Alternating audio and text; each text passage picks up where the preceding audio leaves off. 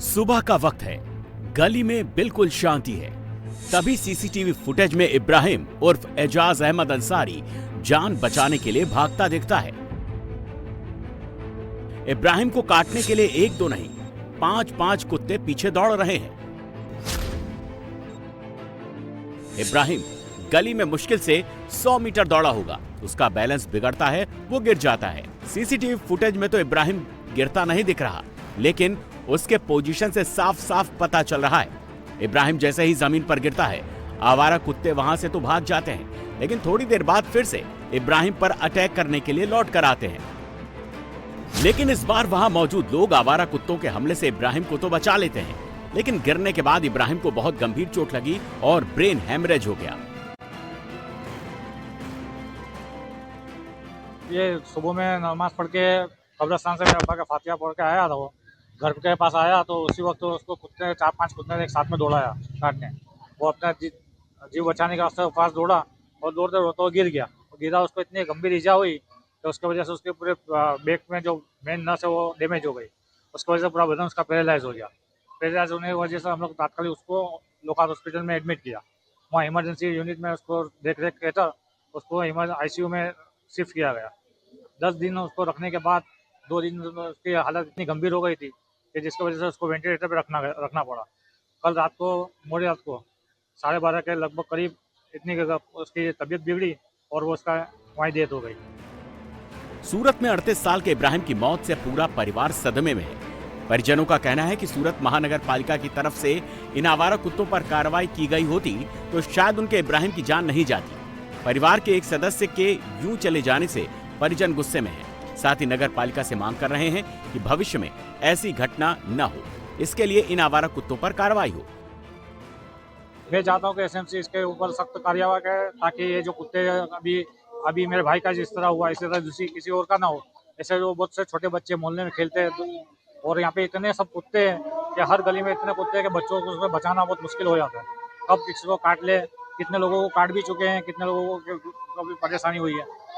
तो अभी छोटे बच्चे हैं, अभी बड़ा होता है इंसान तो कुछ बच भी जाए। अभी ऐसे सुबह में वक्त में कोई हाजिर ना हो और छोटे बच्चों को पकड़ ले तो बच्चों को काट खा के वो चीड़-फाड़ भी कर देंगे, किसी को पता तक नहीं चलेगा। तो मैं चाहता हूँ कि इसके ऊपर सख्त कार्रवाई की जाए ताकि ये कुत्तों की जो परेशानी है लोगों से दूर हो जाए। इस घटना के बाद इलाके के लोग सतर्क हैं, अपने बच्चों को बाहर भेजने से डर रहे हैं। साथ ही लोग उम्मीद भी कर रहे हैं कि सूरत महानगर पालिका जल्द से जल्द आवारा कुत्तों पर कार्रवाई करेगी ताकि ऐसी घटना दोबारा ना हो। सूरत में आवारा कुत्तों की वजह से एक शख्स की जान चली गई तो यूपी के मेरठ में इस महिला ने अपने प्रेमी के साथ मिलकर अपने पति को मार डाला। इस महिला का नाम काजल है। इन दोनों में से इसका नाम आकाश है और इसका नाम बादल। 8 साल पहले काजल की शादी मेरठ के रसूलपुर गांव के अनिल से हुई थी। अनिल और काजल के 3 छोटे छोटे बच्चे हैं, लेकिन पिछले 2 साल में काजल और आकाश के बीच धीरे धीरे नजदीकियां बढ़ रही थी। दोनों एक दूसरे से घर पर और बाहर भी मिला करते थे, जो पति अनिल को पसंद नहीं था। अनिल के बार बार विरोध करने पर भी काजल नहीं मानी और प्रेमी आकाश के साथ मिलकर हत्या की साजिश रच डाली। इसमें प्रारंभिक पूछताछ में यह पता चला है कि 26 की रात को 26/25 की रात को काजल, आकाश और बादल ने ये षड्यंत्र रचा था कि अनिल को उन लोगों ने घर से नशीला पदार्थ खिलाकर अगवा किया था। वह सिवाल खास में गंग नहर पर वहाँ पर उसको फेंक दिया था उन तीनों ने। इसमें जो काजल है, जो अनिल की पत्नी है, उसका आकाश के साथ पहले से ही 2 साल लगभग पूर्व से ही रिलेशन चला आ रहा है। इसी के चलते ये घटना कारित की गई है। प्लान के मुताबिक प्रेमी आकाश ने काजल को नशे की गोली लाकर दी। काजल ने पति अनिल के खाने में नशे की गोलियां मिला दी, जिसके बाद अनिल बेहोश हो गया।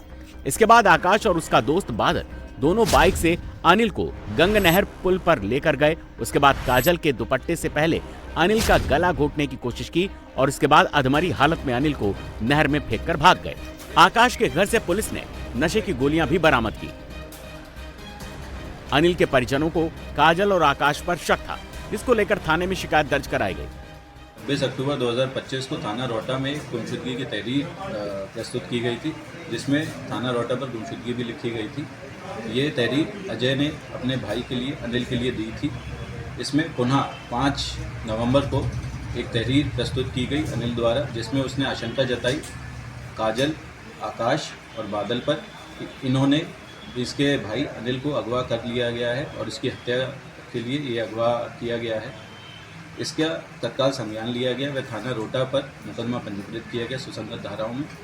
इसके लिए 3 टीमों का गठन किया गया था और सफल अनावरण करते हुए आज 7 नवंबर 2025 को इसमें तीनों नामजद अभियुक्तों को हिरासत में लिया गया।